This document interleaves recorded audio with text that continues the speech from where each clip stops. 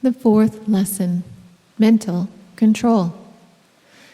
In our first 3 lessons of this series, we have endeavored to bring into realization within your mind, 1, the consciousness of the I, its independence from the body, its immortality, its invincibility, and invulnerability.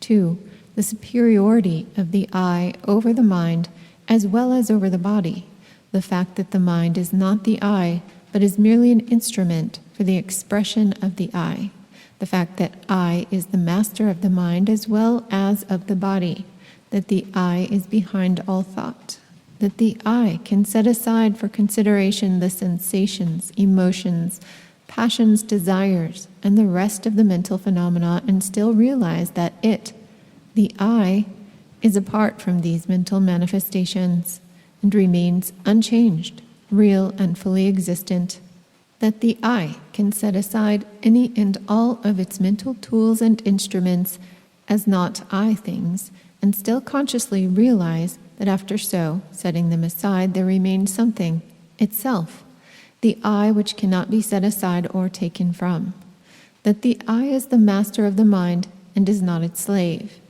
3, that the I is a much greater thing than the little personal I we have been considering it to be, that the I is a part of a greater one reality which pervades all the universe, that it is connected with all other forms of life by countless ties, mental and spiritual filaments and relations, that the I is a center of consciousness in that great one reality or spirit which is behind and back of all life and existence, the center of which reality or existence is the Absolute or God. That sense of reality that is inherent in the I is really the reflection of the sense of reality inherent in the whole, the great I of the universe. The underlying principle of these 3 lessons is the reality of the I in itself, over and above all matter, force, or mind, positive to all of them, just as they are positive or negative to each other, and negative only to the center of the one, the Absolute itself. And this is the position for the candidate or initiate to take. I am positive to mind, energy, and matter, and control them all. I am negative only to the Absolute, which is the center of being, of which being I am. And as I assert my mastery over mind, energy, and matter, and exercise my will over them, so do I acknowledge my subordination to the Absolute, and gladly open my soul to the inflow of the divine will, and partake of its power, strength, and wisdom. In the present lesson and those immediately following it, we shall endeavor to assist the candidate or initiate in acquiring a mastery of the subordinate manifestations, matter, energy, and mind. In order to acquire and assert this mastery, one must acquaint himself with the nature of the thing to be controlled. In our advanced course, we have endeavored to explain to you the nature of the 3 great manifestations known as chitta, or mind substance, prana, or energy, and akasa, or the principle of matter. We also explained to you that the I of man is superior to these 3, being what is known as Atman, or spirit. Matter, energy, and mind, as we have explained, are manifestations of the Absolute and are relative things. The Yogi philosophy teaches that matter is the grossest form of manifestation, substance, being below energy, mind, and consequently negative to and subordinate to both. One stage higher than matter is energy, or force, which is positive to and has authority over matter, matter being still grosser form of substance, but which is negative to and subordinate to mind, which is a still higher form of substance. Next in order comes the highest of the 3, mind, the finest form of substance, and which dominates both energy and matter, being positive to both. Mind, however, is negative and subordinate to the I, which is spirit, and obeys the orders of the latter when firmly and intelligently given.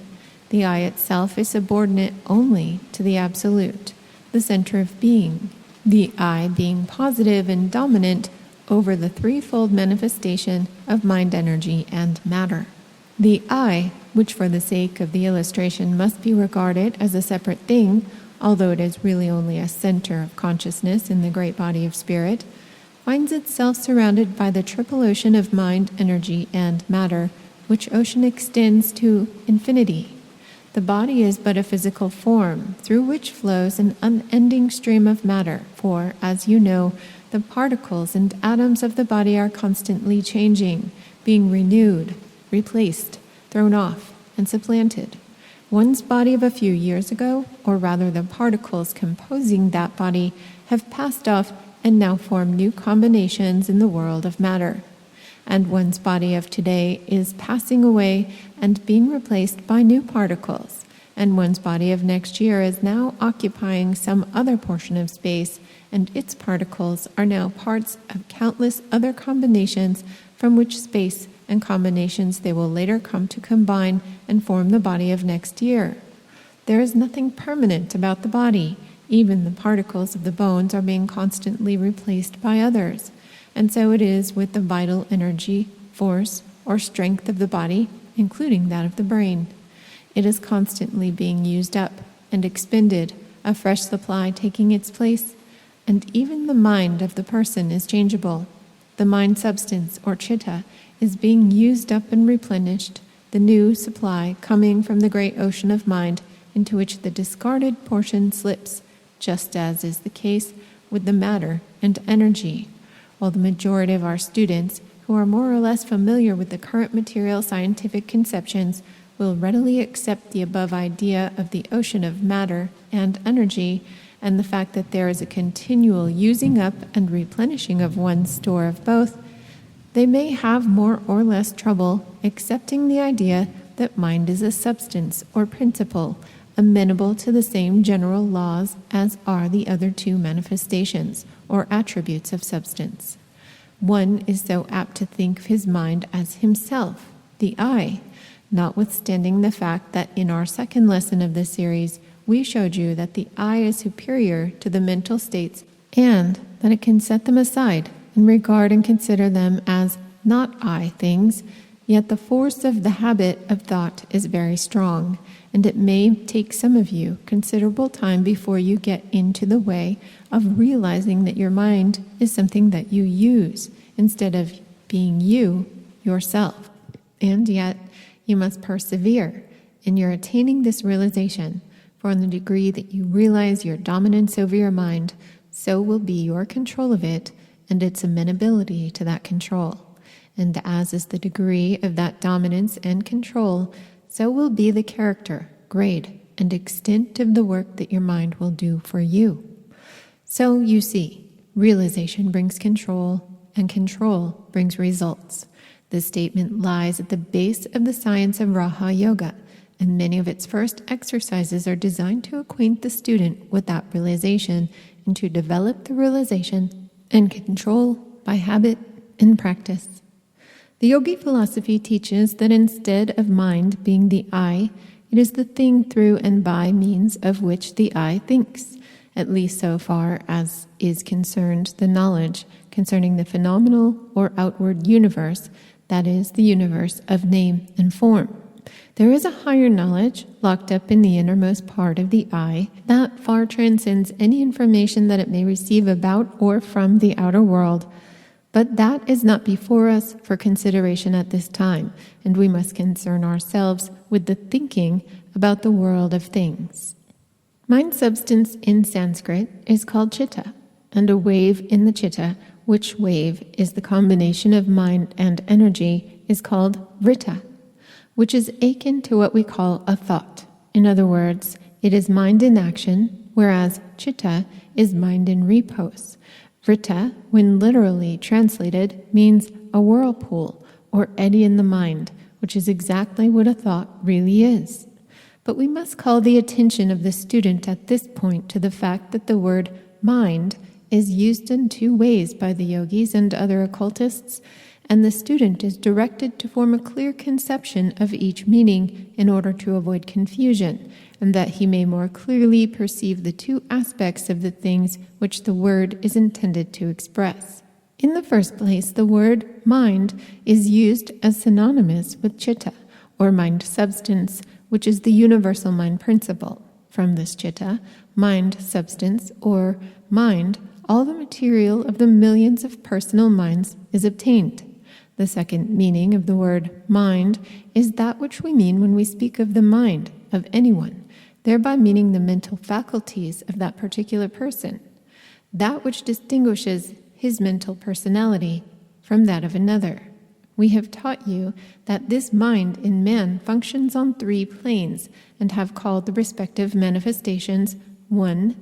The instinctive mind, 2. The intellect, and 3. The spiritual mind.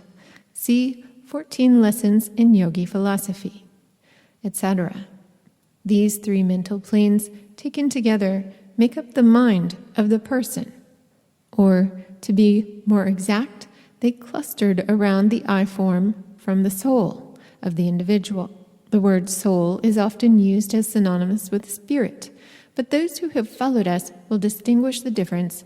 The soul is the ego, surrounded by its mental principles, while the spirit is the soul of the soul, the I, or real self. The science of Raja Yoga, to which this series of lessons is devoted, teaches as its basic principle the control of the mind. It holds that the first step toward power consists in obtaining a control of one's own mind. It holds that the internal world must be conquered before the outer world is attacked. It holds that the I manifests itself in will, and that the will may be used to manipulate, guide, govern, and direct the mind of its owner, as well as the physical world. It aims to clear away all mental rubbish and encumbrances, to conduct a mental house cleaning, as it were, and to secure a clear, clean, healthy mind. Then it proceeds to control that mind intelligently and with effect, saving all the waste power, and by means of concentration, bringing the mind in full harmony with the will, that it may be brought to a focus and its power greatly increased and its efficiency fully secured. Concentration and willpower are the means by which the yogis obtain such wonderful results and by which they manage and direct their vigorous, healthy minds and master the material world, acting positively upon energy and matter. This control extends to all planes of the mind, and the yogis not only control the instinctive mind, holding in subjection its lower qualities and making use of its other parts, but they also develop and enlarge the field of their intellect and obtain from it wonderful results. Even the spiritual mind is mastered and aided in its unfoldment, and urged to pass down into the field of consciousness some of the wonderful secrets to be found within its area. By means of Raja Yoga, many of the secrets of existence and being, many of the riddles of the universe, are answered and solved. And by it, the latent powers inherent in the constitution of man are unfolded and brought into action. Those highly advanced in the science are believed to have obtained such a wonderful degree of power and control over the forces of the universe that they are gods compared with the ordinary man. Raja Yoga teaches that not only may power of this kind be secured, but that a wonderful field of knowledge is opened throughout its practice. It holds that when the concentrated mind is focused upon a thing or subject, the true nature and inner meaning of and concerning that thing or subject will be brought to view. The concentrated mind passes through the object or subject just as the X-ray passes through a block of wood, and the thing is seen by the eye as it is, in truth, and not as it had appeared before, imperfectly and erroneously. Not only may the outside world be thus explored, but the mental ray may be turned inward and the secret places of the mind explored. When it is remembered that the bit of mind that each man possesses is like a drop of the ocean which contains within its tiny compass all the elements that make up the ocean, and that to know perfectly the drop is to know perfectly the ocean, then we begin to see what such a power really means. Many in the Western world who have attained great results in the intellectual and scientific fields of endeavor have developed these powers more or less unconsciously. Many great inventors are practical yogis, although they do not realize the source of their power. Anyone who is familiar with the personal mental characteristics of Edison will see that he follows some of the Raha Yoga methods, and that concentration is one of his strongest weapons. And from all reports, Professor Elmer Gates of Washington, D.C., whose mind has unfolded many wonderful discoveries and inventions, is also a practical yogi, although he may repudiate the assertion vigorously and may not have familiarized himself with the principles of this science, which he has dropped into unconsciously. Those who have reported upon Professor Gates' methods say that he fairly digs out the inventions and discoveries from his mind after going into seclusion and practicing concentration and what is known as the mental vision. But we have given you enough of theory for one lesson and must begin to give you directions whereby you may aid yourself in developing these latent powers and unfolding these dormant energies. You will notice that in this series, we first tell you something about theory and then proceed to give you something to do. This is the true yogi method as followed and practiced by their best teachers.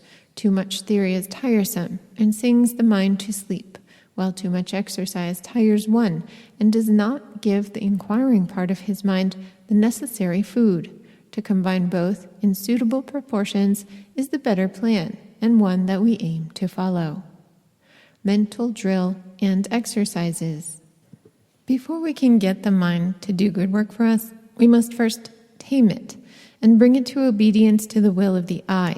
The mind, as a rule, has been allowed to run wild and follow its own sweet will and desires without regard to anything else. Like a spoiled child or badly trained domestic animal, it gets into much trouble and is of very little pleasure, comfort, or use.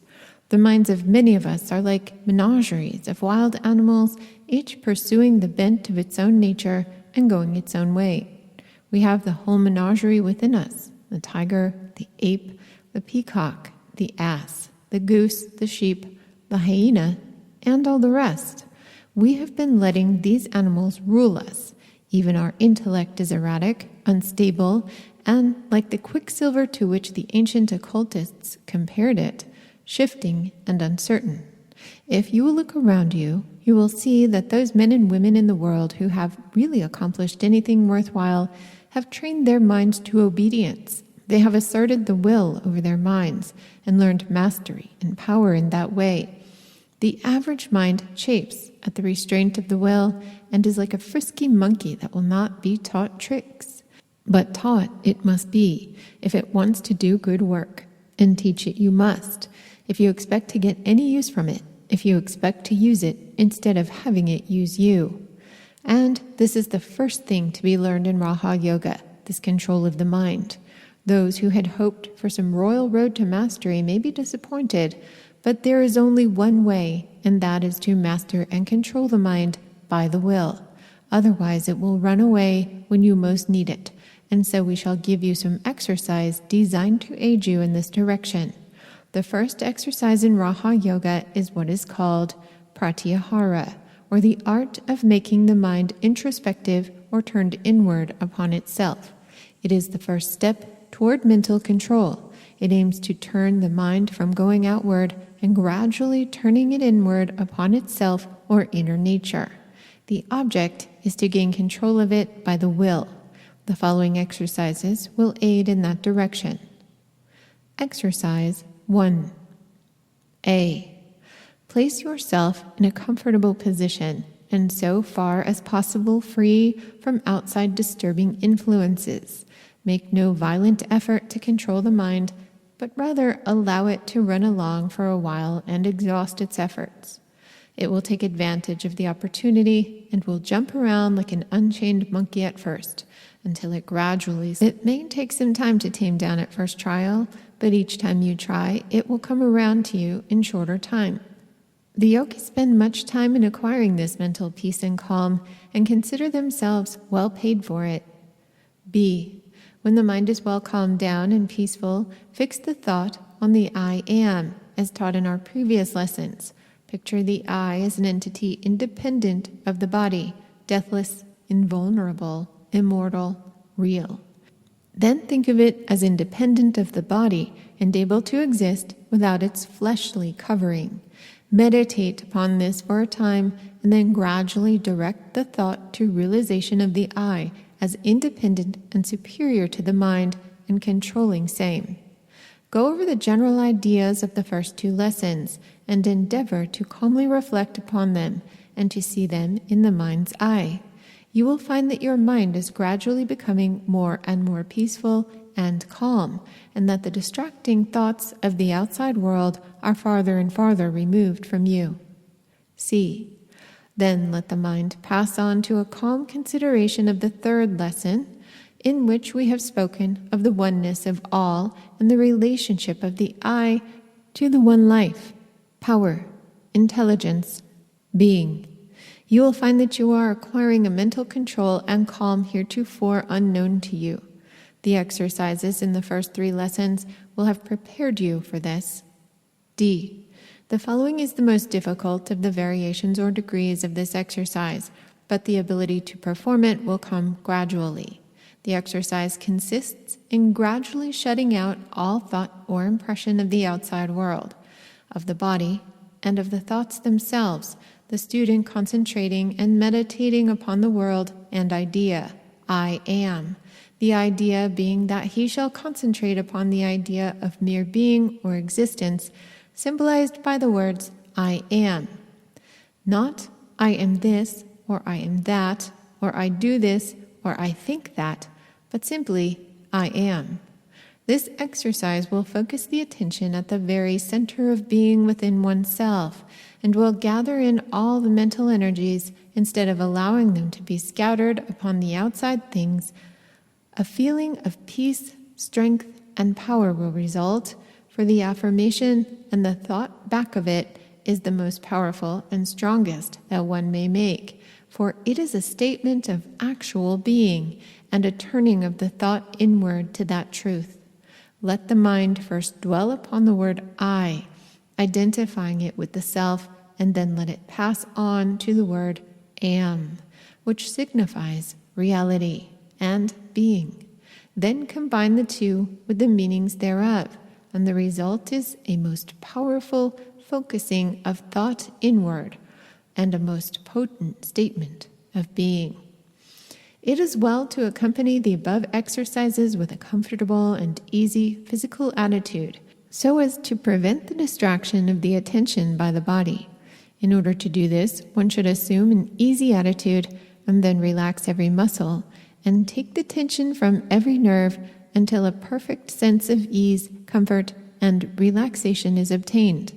You should practice this until you have fully acquired it. It will be useful to you in many ways, besides rendering concentration and meditation easier.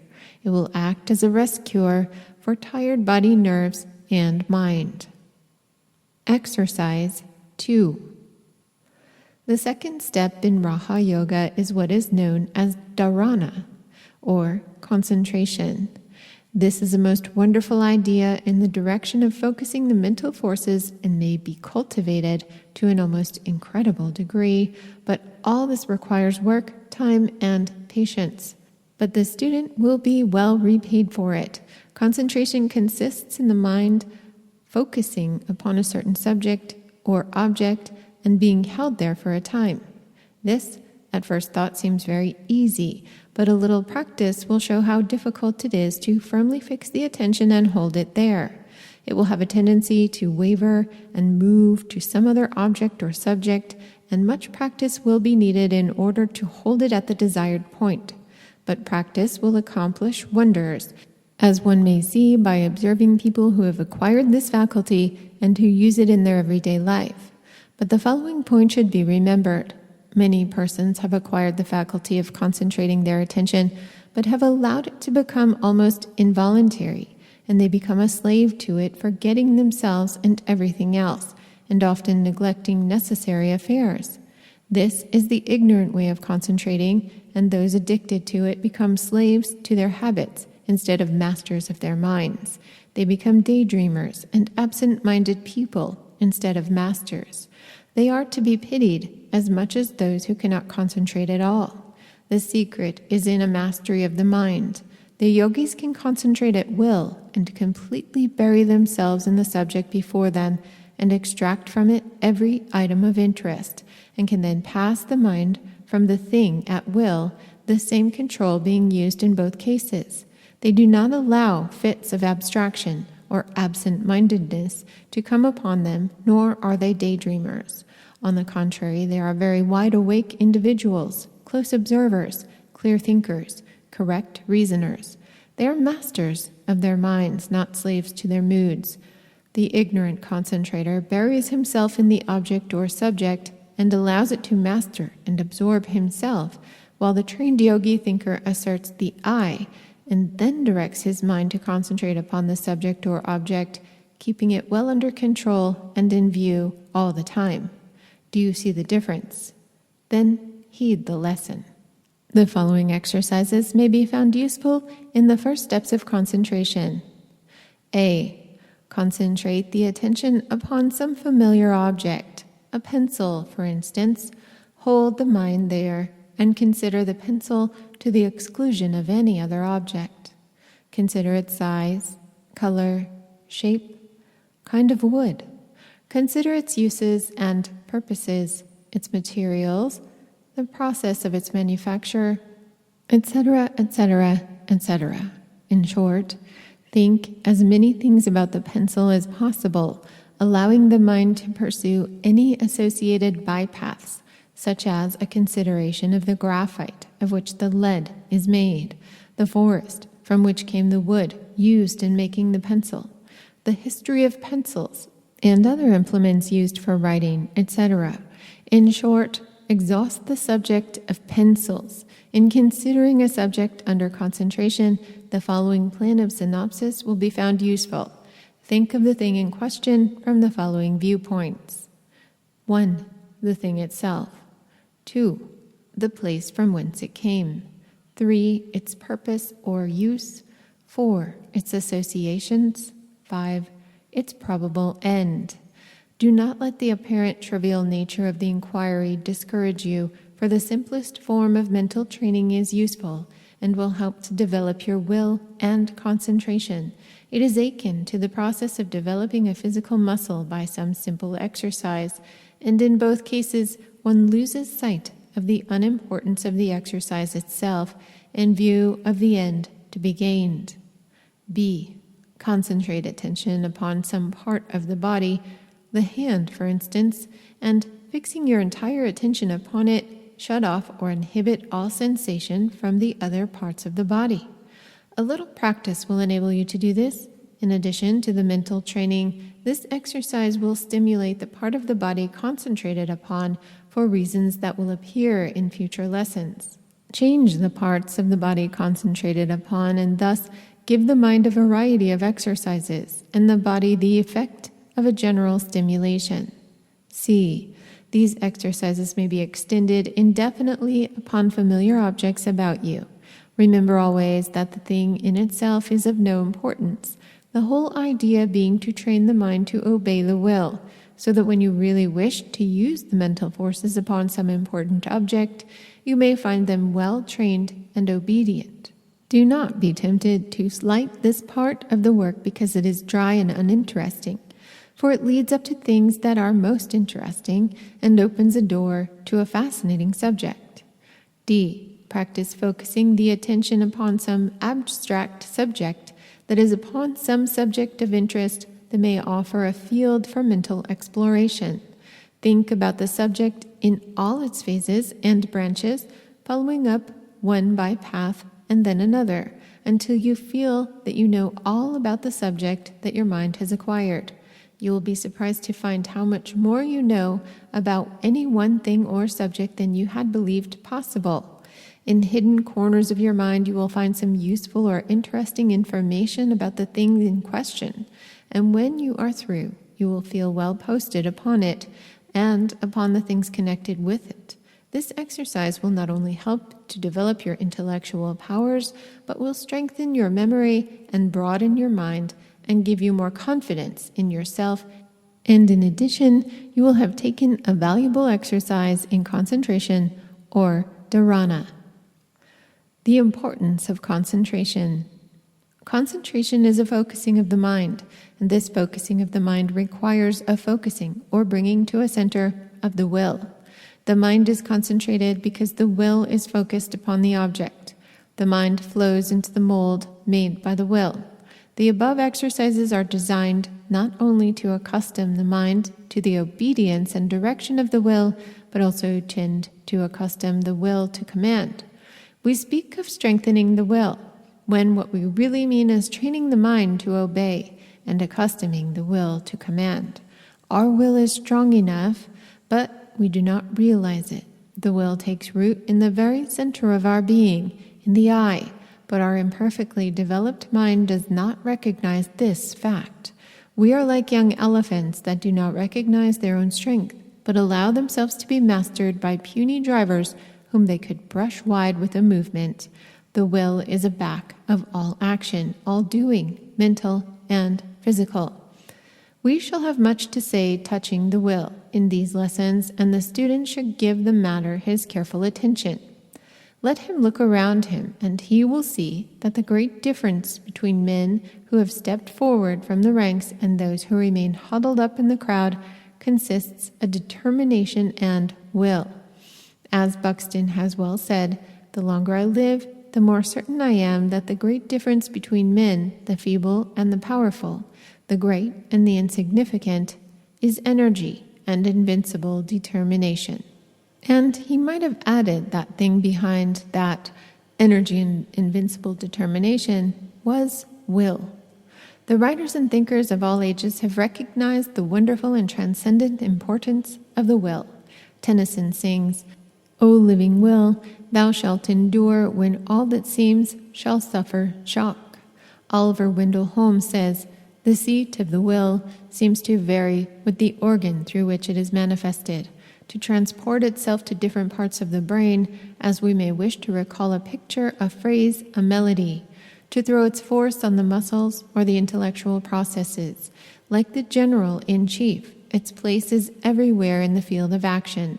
It is the least like an instrument of any of our faculties, the farthest removed from our conceptions of mechanism and matter as we commonly define them." Holmes was correct in his idea, but faulty in his details. The will does not change its seat, which is always in the center of the ego, but the will forces the mind to all parts in all directions, and it directs the prana or vital force likewise. The will is indeed the general in chief, but it does not rush to various points of action, but sends its messengers and couriers there to carry out its orders. Buxton has said, "The will do anything that can be done in this world, and no talents, no circumstances, no opportunities will make a two-legged creature a man without it." Ick Marvel truly says, "Resolve is what makes a man manifest, not puny resolve, not crude determinations, not errant purpose, but that strong and indefatigable will which treads down difficulties and danger, as a boy treads down the heaving frostlands of winter, which kindles his eye and brain with a proud pulse beat toward the unattainable. Will makes men giants." The great obstacle to the proper use of the will in the case of the majority of people is the lack of the ability to focus the attention. The yogis clearly understand this point, and many of the Raha Yoga exercises which are given to the students by the teachers are designed to overcome this difficulty. Attention is the outward evidence of the will. As a French writer has said, "The attention is subject to the superior authority of the ego. I yield it, or I withhold it, as I please. I direct it in turn to several points. 1. Concentrate upon each point as long as my will can stand the effort." Professor James has said, "The essential achievement of the will, when it is most voluntary, is to attend to a difficult object and hold it fast before the mind. Effort of the attention is the essential phenomenon of the will." And Professor Halleck says, "The first step toward the development of will lies in the exercise of attention. Ideas grow in distinctness and motor power as we tend to them. If we take two ideas of the same intensity and center the attention upon one, we shall notice how much it grows in power." Professor Sully says, Attention may be roughly defined as the active self-direction of the mind to any object which presents itself at the moment. The word attention is derived from two Latin words, ad tendere, meaning to stretch towards, and this is just what the yogis know it to be.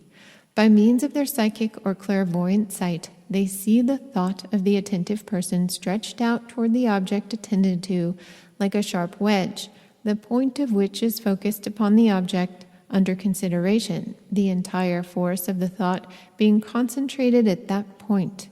This is true not only when the person is considering an object, but when he is earnestly impressing his ideas upon another, or upon some task to be accomplished. Attention means reaching the mind out to and focusing it upon something. The trained will exhibits itself in a tenacious attention, and this attention is one of the signs of the trained will. The student must not hastily conclude that this kind of attention is a common faculty among men. On the contrary, it is quite rare, and it is seen only amongst those of strong mentality. Anyone may fasten his attention upon some passing, pleasing thing, but it takes a trained will to fasten it upon some unattractive thing and hold it there.